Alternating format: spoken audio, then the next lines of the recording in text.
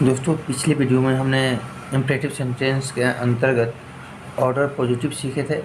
इस वीडियो में हम ऑर्डर नेगेटिव सीखेंगे।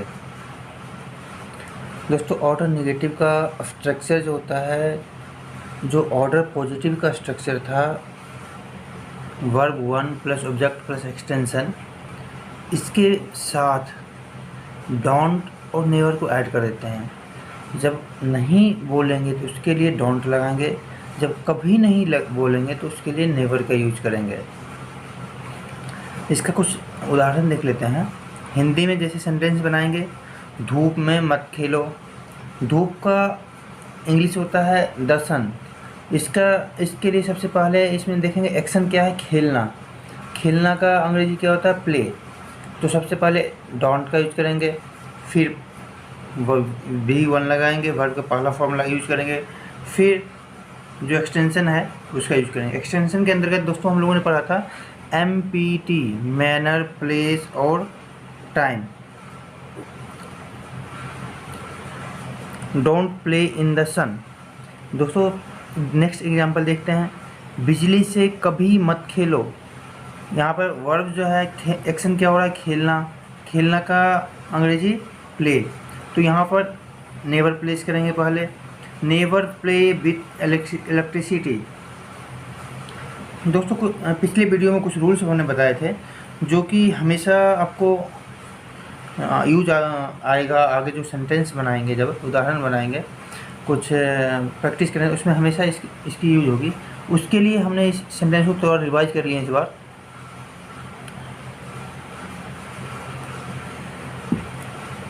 पहला रूल बताया था दोस्त कि टाइम डिनोटिंग वर्ड, समय सूचक शब्द जो होते हैं, एक सेंटेंस में कई समय सूचक शब्द आते हैं, तो उसके लिए सबसे पहले हम सबसे छोटे समय सूचक शब्द को, उसके बाद उससे बड़े, उसके बाद उससे बड़े, उसके बाद उससे बड़े, इस तरह से सबसे लास्ट में सबसे बड़े समय सूचक शब्द को लिखते हैं। और इसी तरह से जो प्लेस सूचक शब्द होंगे, प्लेस डिनोटिंग वर्ड्स होंगे, उसमें भी यही असेंडिंग ऑर्डर का पालन करेंगे। बढ़ते क्रम में सबसे पहले सबसे छोटे समय सूचक शब्द को, स्थान सूचक शब्द को, उसके बाद उससे बड़े स्थान सूचक शब्द को, उसके बाद उससे बड़े, और लास्ट में सबसे बड़े स्थान सूचक शब्द को रखेंगे।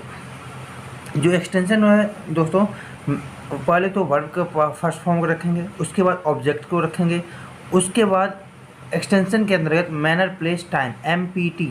जैसे इंग्लिश अल्फ़ाबेट में पहले M आता है, उसके बाद P आता है, उसके बाद T आता है, ठीक उसी प्रकार वर्ड में, सेंटेंस में भी जब वर्ड को प्लेस करेंगे, वहाँ पर ध्यान रखेंगे उसके क्रम को।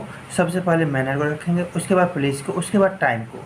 अगर कई place denoting word, time denoting word आता है, तो उसके लिए इस रूल को याद रखेंगे। सबसे पहले सबसे छोटे टाइम डिनोटिंग वर्ड को, उसके बाद उससे बड़े, उसके बाद उससे बड़े, सबसे लास्ट में सबसे बड़े। इसी तरह से प्लेस डिनोटिंग वर्ड जो होंगे, सबसे पहले सबसे छोटे वर्ड, सब उससे उससे बड़े, उसके बाद उससे बड़े। उसके बाद दोस्तों हम लोग सीखे थे, गो से लिसन के बाद हमेशा टू का उपयोग होता है। ये हमेशा याद कर ले दोस्त, जब भी होगा लिसन टू मी, जब भी बोलेंगे listen to me, listen to her, listen to him, जब भी बोलेंगे गो, बशर्ते इसमें दो एक्सेप्शन है। गो के बाद देर, और जब हाउस होगा तो वहाँ पर हम टू का यूज़ नहीं करते हैं, गो देर बोलते हैं, ठीक है। गो टू मार्केट, जब भी कोई पार्टिकुलर प्लेस की बात करेंगे तो वहाँ टू यूज़ करेंगे। से टू हिम, से टू टीचर्स, एट्सेट्रा। दोस्तों अब ऑर्डर नेगेटिव समझने के बाद और इस रूल को रिवाइज करने के बाद फिर से एक बार वही रहेगा हमारा सेशन कि 10 ऑर्डर नेगेटिव सेंटेंस आप हिंदी में लिखेंगे। उसके बाद ऑर्डर नेगेटिव से हम क्या करते हैं, किसी को कोई काम नहीं करने के लिए मना करते हैं। इसके बाद इसका इंग्लिश ट्रांसलेट करेंगे और 50 वर्ब्स क्रिया हिंदी में लिखेंगे। उसके बाद इसको इंग्लिश मीनिंग गूगल से या फिर डिक्शनरी से खोज के फिर आप नोट करेंगे नोटबुक में। दूसरी इसके बाद देखते हैं कुछ प्रीपोजिशन जिसका सेंटेंस में हमको यूज करना पड़ेगा, बार बार इसका उपयोग होगा। तो सबसे पहले देखते हैं दोस्तों, घड़ी के समय के साथ ऐड का प्रयोग करते हैं। जो घड़ी का समय होता है उसके पहले ऐड का प्रयोग करते हैं। 4 o'clock, ओ क्लॉक का फुल फॉर्म होता है ऑफ द क्लॉक। दोस्तों इससे पहले आप नहीं सुने होंगे तो मैं बता दूँ, ओ क्लॉक जो है ऑफ द क्लॉक का शॉर्ट फॉर्म है। At 4 o'clock, at 5 o'clock, at 10 o'clock et cetera. दिन या तारीख के पहले ऑन का यूज करते हैं हमेशा। सोमवार को ऑन मंडे, मंगलवार को ऑन ट्यूसडे। दिनांक 10 जनवरी 2005 को ऑन 10 जनवरी 2005। सबसे छोटे स्थान के पहले ऐट का यूज करते हैं। At Porbandar, at Ludhiana, at Jalandhar et cetera. साधन कोई चीज़ से लिखते हैं with pen, with weapon et cetera. किसी माध्यम से तो वहाँ थ्रो यूज करते हैं। दोस्तों ये छोटे से कुछ छोटे छोटे पार्ट में हम प्रीपोजिशन का भी यूज इस तरह सीखते रहेंगे, जिससे कि आपको सेंटेंस बनाने में आगे आसानी रहेगी। घड़ी के समय के साथ ऐट, दिन तारीख के पहले ऑन और छोटे स्थान के पहले ऐट। इसको रट लीजिए, दिमाग में बैठा लीजिए।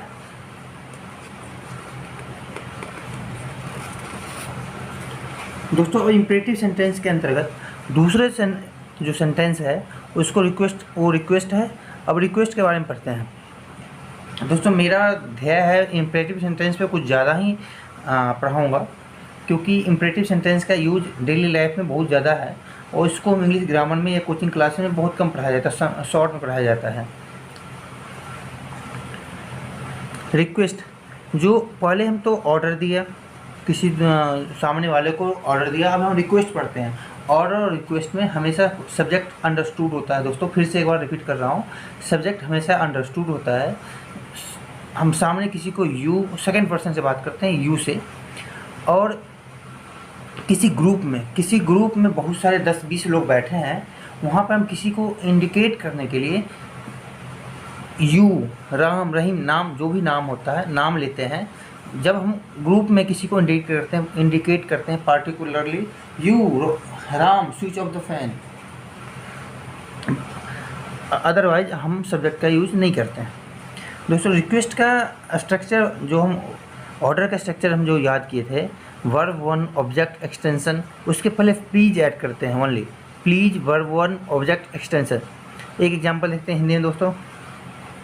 कृपया प्रतिदिन सुबह 5 बजे अच्छे से ध्यान करो। ध्यान करना का अंग्रेजी होता है do meditation. Please do meditation properly at 5 o'clock in the morning daily. कृपया मेरी सहायता करें, प्लीज हेल्प मी। इस तरह दोस्तों रिक्वेस्ट का भी आप 10 सेंटेंस हिंदी में लिखेंगे, उसके बाद आप इसका अंग्रेजी ट्रांसलेट करेंगे।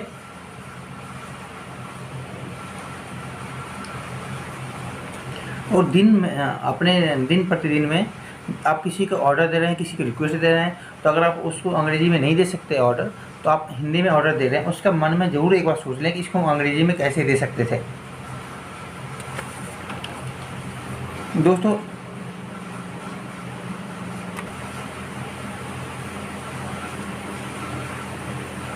फ्रेंड्स, अब हम सीखते हैं रिक्वेस्ट नेगेटिव। इम्परेटिव सेंटेंस के अंतर्गत दूसरा सेंटेंस रिक्वेस्ट था। रिक्वेस्ट के अंदर फिर हर एक सेंटेंस का पॉजिटिव और नेगेटिव दोनों सीखेंगे। इस वीडियो में हम अब रिक्वेस्ट नेगेटिव की तरफ बढ़ते हैं।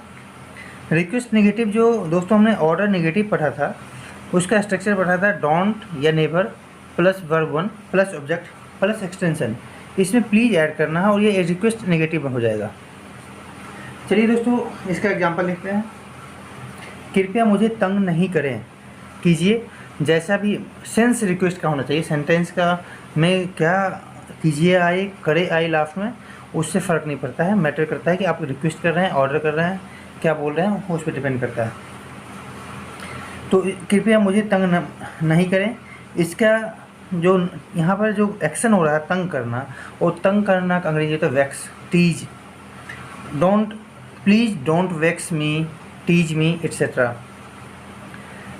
कभी नहीं के लिए हम यहाँ पे नेवर यूज करते हैं। एक एग्जांपल लिखते हैं।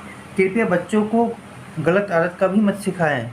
सॉरी, इसमें सिखाया मैंने लिखा था, फिर मैंने इसको काट दिया, क्योंकि सिखाया पॉजिटिव वर्ब होता है। इसके लिए हम अगली वीडियो में जब हम कुछ पढ़ लेंगे उसके बाद हम पॉजिटिव वर्ब पढ़ेंगे। अभी इसलिए मैंने इसको चेंज कर दिया पढ़ाई में। कृपया बच्चे को गलत आदत कभी मत पढ़ाएं। अब इसको यहाँ पे नेवर यूज करना है, क्योंकि कभी मत आया, कभी नहीं। Please never teach children bad habits. दोस्तों यहाँ पे एक चीज़ और देखने को मिल रहा है आपको, मैंने इसका ट्रांसलेट दूसरे तरीके से भी किया है, please never bad habits to children. दोस्तों इस चीज़ को भी बाद में डिटेल में सीखेंगे, बस अभी इतना ध्यान रख लें आप कि जब हम एक सेंटेंस में दो ऑब्जेक्ट आते हैं तो जो लिविंग थिंग होते हैं ऑब्जेक्ट उसको पहले रखते हैं और जो नॉन लिविंग थिंग होते हैं उसको बाद में, तो फिर जनरली सिंपल रखते हैं। परंतु जब हम नॉन लिविंग थिंग को पहले करते हैं और लिविंग थिंग को बाद करते हैं तो लिविंग थिंग से पहले टू का यूज करते हैं। Please never teach bad habits to children, यहाँ टू यूज किया क्योंकि हम चिल्ड्रन को बाद रखे हैं और बैड हैबिट्स को पहले रखे हैं।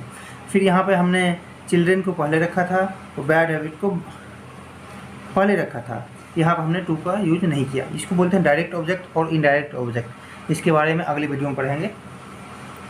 दोस्तों फिर से वही सजेशन रहेगा, आपने अभी तक ऑर्डर का दो पॉजिटिव नेगेटिव, रिक्वेस्ट का पॉजिटिव नेगेटिव 4 स्ट्रक्चर सीखा है और इन चारों पे आप 10-10 सेंटेंस हिंदी में लिखें और उसका अंग्रेजी अनुवाद करें। थैंक यू दोस्तों इस वीडियो में, फिर आगे मिलते हैं नेक्स्ट वीडियो में, बने रहिए।